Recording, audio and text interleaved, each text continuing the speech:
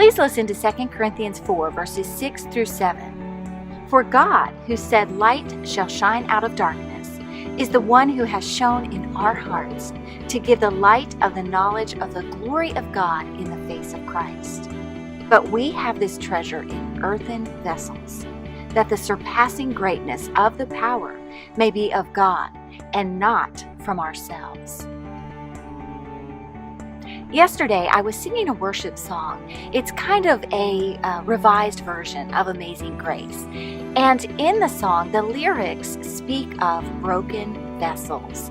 And my mind tends to go to these verses, actually to verse 7 here in 2 Corinthians 4, when that term of broken vessels comes up.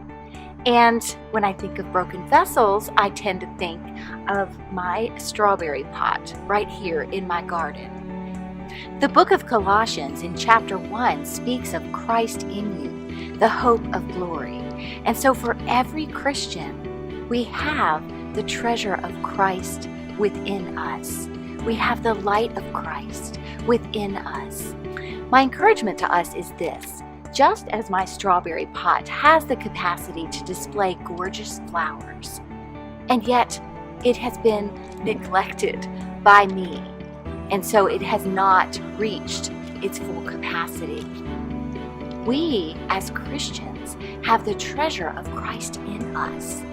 We are jars of clay, broken vessels. So let's not neglect to realize this beautiful treasure within us.